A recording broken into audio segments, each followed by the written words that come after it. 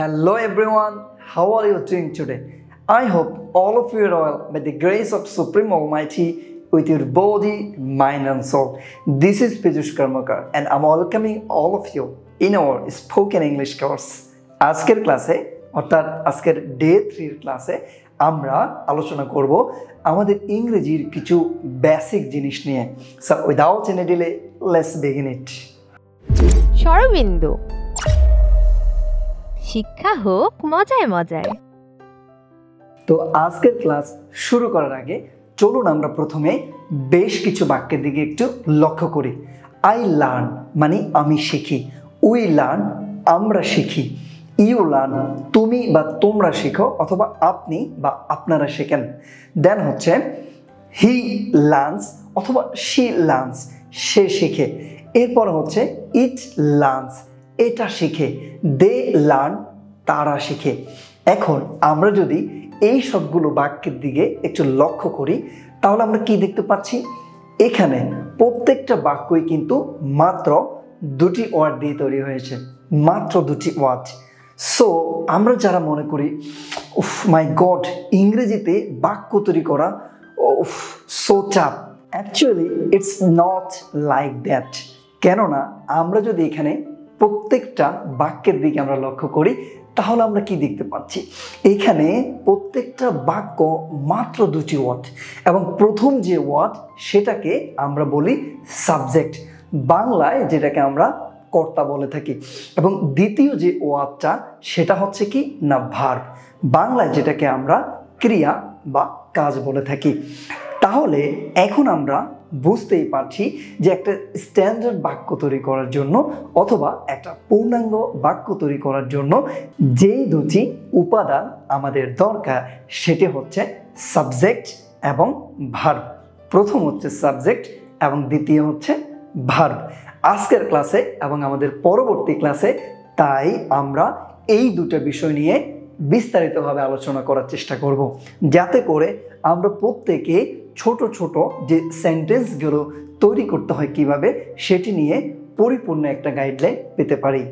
এখন আসুন আমরা যদি প্রথম যে ওয়ার্ড সেটির দিকে যদি লক্ষ্য করি এই সেন্টেন্সগুলোতে, সেই ক্ষেত্রে আমরা দেখতে পাচ্ছি প্রত্যেকটা সেন্টেন্সের মধ্যে আমরা যেগুলো বসিয়েছি প্রথমে সাবজেক্ট হিসেবে সেগুলো হচ্ছে কোনো না কোনো প্রোনাউন। ওকে, এখন এই যে প্রোনাউনগুলো রয়েছে অর্থাৎ I, we, you, he, she, it, they, এই প্রোনাউনগুলো কিন্তু আমরা সবাই জানি এবং এগুলোর সাথে আমরা সবাই কিন্তু পরিচিত।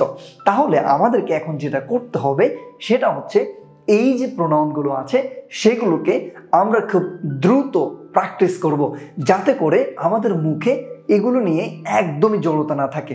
কীরকম বিষয়টা আমি আপনাদেরকে একটু দেখাচ্ছি। আই আমি, উই আমরা, ইউ তুমি, ইউ তোমরা, হি সে, ইট সে, দে তারা।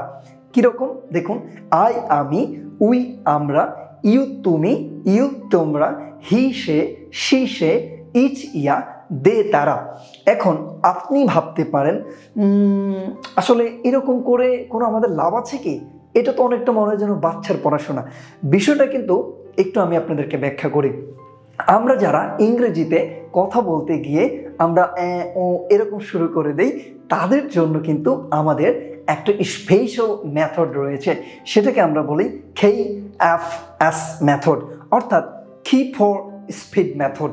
এবং এই মেথডে আমরা যখন ইংরেজি প্র্যাকটিস করব তখন আমরা যখন অন্যদের সাথে ইংরেজিতে কথা বলতে যাব তখন কিন্তু আমাদের মুখে আর কোনো প্রকার জড়তা থাকবে না এবং আমরা ফ্লুয়েন্টলি কিন্তু ইংরেজিতে কথা বলতে পারবো। সো সেই পদ্ধতির অংশ হিসেবে আপনাদেরকে এই কাজটা কিন্তু করতে হবে। কোন কাজ? এই যে প্রোনাউনগুলো রয়েছে সেগুলোকে খুব দ্রুত খুব ফ্লুয়েন্টলি আমাদেরকে প্র্যাকটিস করতে হবে। ঠিক এই রকম আই আমি, উই আমরা, ইউ তুমি, ইউ তোমরা, হি সে, ইট ইয়া, দে তারা। আই আমি, উই আমরা, ইউ তুমি, ইউ তোমরা, হি সে, ইট ইয়া, দে তারা। আমি কিন্তু এক নাগারে একদমে এক শ্বাসে 10 বার কিন্তু বলতে পারি। আপনি কয়বার বলতে পারেন অবশ্যই কিন্তু নিজে বাসায় প্র্যাকটিস করবেন এবং আমাদেরকে কমেন্ট করে অবশ্যই জানাবেন। আমাদের পরবর্তী ক্লাসে আমরা দ্বিতীয় যে উপাদানটি অর্থাৎ ভার্ব নিয়ে কিন্তু বিস্তারিত আলোচনা করব, যতটুকু আমাদের স্পোকেন ইংলিশের জন্য দরকার। সো এখন আসুন আমরা যে বিষয়টা আলোচনা করব সেটা হচ্ছে, আমরা এই যে সেন্টেন্সগুলো আলোচনা করলাম, এখন আসুন একটা সেন্টেন্সের সাথে আমরা বাড়তি কিছু যোগ করি। সেটা হচ্ছে আই লার্ন উইথ হিম। ওকে, আমরা এখানে উইথ হিম এটা কিন্তু যুক্ত করেছি। এখন এখানে আমরা যে হিমটাকে বসিয়েছি সেটা হচ্ছে আমাদের অবজেক্ট। ওকে, এখন অবজেক্ট হিসেবে আমরা যে হিমকে বসিয়েছি সেটাও কিন্তু আমাদের এক ধরনের প্রোনাউন। সাধারণত আমাদের সাবজেক্ট বা অবজেক্ট হিসেবে আমরা নাউন বা প্রোনাউনকেই সবচেয়ে বেশি ব্যবহার করে থাকি। ওকে, বাই দি বাই, এখন যে উদ্দেশ্যে এই কথাটা বলা সেটা হচ্ছে, এই যে প্রোনাউন হিসেবে আমরা এখানে হিমকে বসিয়েছি, এরকম আরও কিছু অবজেক্টিভ প্রোনাউন কিন্তু রয়েছে। আপনারা কিন্তু স্ক্রিনে সেটা দেখতে পাচ্ছেন। সো আপনাদেরকে যেটা করতে হবে, এই যে অবজেক্টিভ প্রোনাউনগুলো রয়েছে সেগুলোও কিন্তু খুব ভালোভাবে প্র্যাকটিস করতে হবে, কেননা এগুলো কিন্তু আমাদের পরবর্তীতে ফ্লুয়েন্সি আনার জন্য অনেক কাজে দেবে। সাবজেক্টিভ প্রোনাউন এবং অবজেক্টিভ প্রোনাউন ছাড়াও আরও বেশ কিছু প্রোনাউন রয়েছে যেগুলো কিন্তু আমাদের সাবজেক্ট হিসেবে বসতে পারে। এরকম একটা লিস্ট কিন্তু আমি এখানে দিয়ে দিয়েছি, যেমন this, that, this, those, every, some, এ ধরনের আরও অনেকগুলো প্রোনাউন রয়েছে। কিন্তু আপনারা অবশ্যই যেটা করবেন, এই চার্ট থেকে সেটি কিন্তু খুব ভালো করে শিখে নেবেন। ওকে, এখন আপনাদের মনে প্রশ্ন জাগতে পারে যে এগুলো আমাদের কোনো বাক্য তৈরি করার ক্ষেত্রে কাজে লাগে কিনা। সেটি কিন্তু আমি ইতিমধ্যেই ব্যাখ্যা করেছি।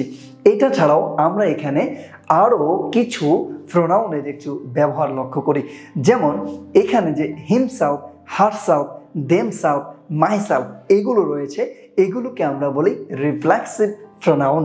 এবং এই রিফ্লেক্সিভ প্রোনাউনগুলো কিন্তু কোথায় আমাদের ব্যবহৃত হয়, চলুন আমরা একটু দেখে আসি। ওকে, যখন আমরা কোনো কিছু বলতে চাই যে আমি নিজেই, তখন বলতে হবে আই মাইসেলফ। অথবা যখন আপনি বলতে চাচ্ছেন যে সে নিজেই, তখন আপনাকে বলতে হবে হি হিমসেলফ, অথবা শি হারসেলফ, তারা নিজেরাই, দে দ্যামসেলভস।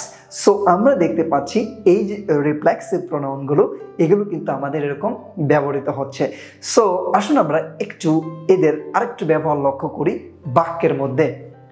যেমন যদি আমি বলতে চাই যে আমি নিজেই কাজটি করব, তাহলে আমাকে যেটা বলতে হবে I myself will do the work, অর্থাৎ আমি নিজেই, আই মাইসেলফ।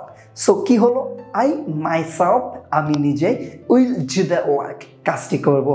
এটা ছাড়াও আমরা আত্মহত্যা করা অর্থে কিন্তু আমরা এই রিফ্লেক্সিভ প্রোনাউনগুলো ব্যবহার করতে পারি। যেমন ধরুন সে আত্মহত্যা করলো, তাহলে এটা কি হবে, হি কিলড হিমসেলফ, হি কিলড হিমসেলফ, সে নিজেকে নিজে মেরে ফেলেছে, মানে আত্মহত্যা করেছে। তাহলে এখানেও কিন্তু আমরা হিমসেলফ রিফ্লেক্সিভ প্রোনাউনটা ব্যবহার করেছি।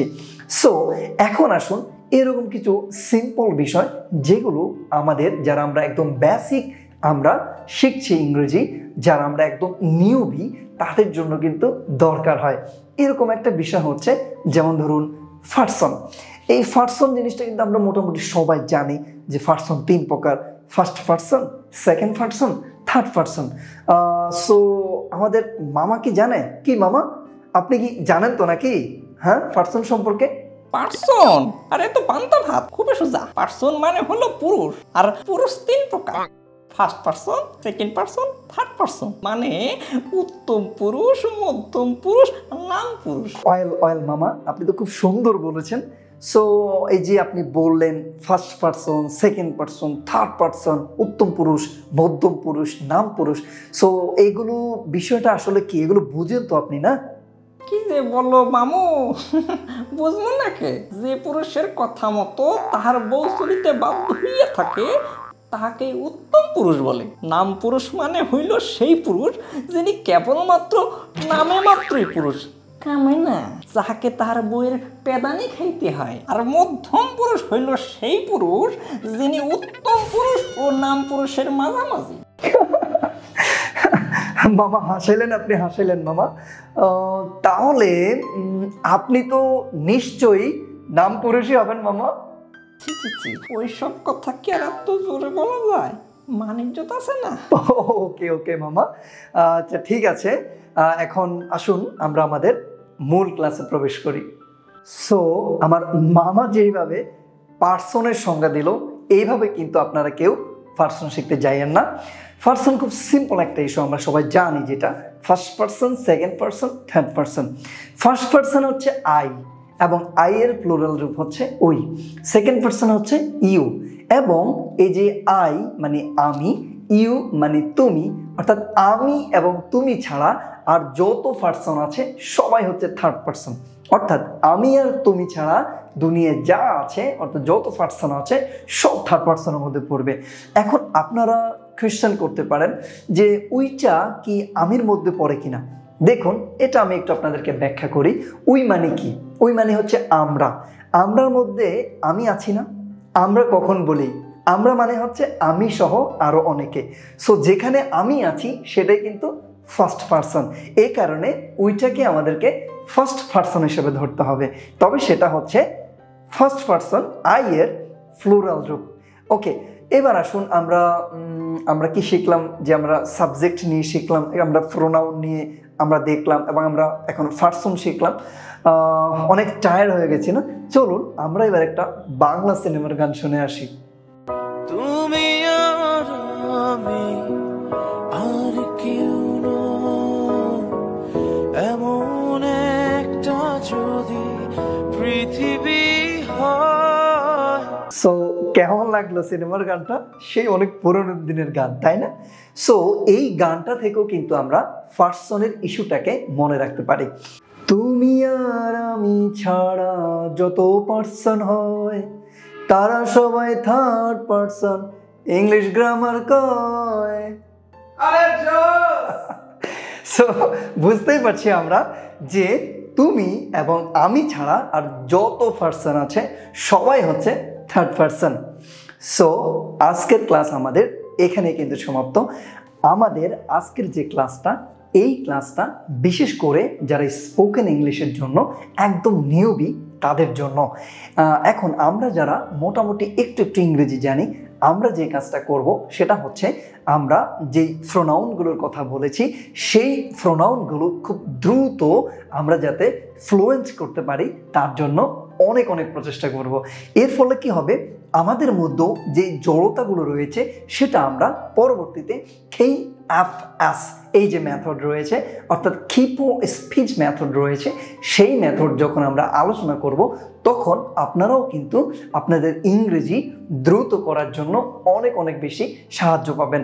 সো আপনারা যেই কাজটা সবাই মিলে ফাইনালি করবেন সেটা হচ্ছে আমাদের এই ভিডিওটা সবার মাঝে ছড়িয়ে দেওয়ার জন্য চেষ্টা করবেন, সবাই যাতে ফানি ওয়েতে মজা করতে করতে ইংরেজি শিখতে পারে।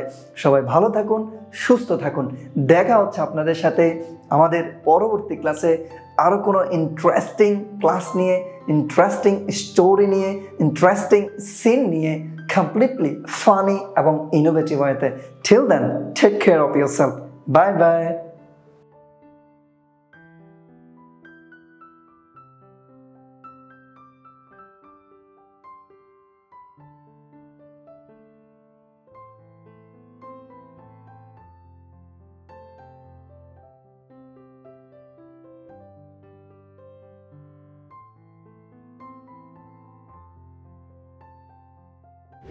স্বরবিন্দু, শিক্ষা হোক মজায় মজায়।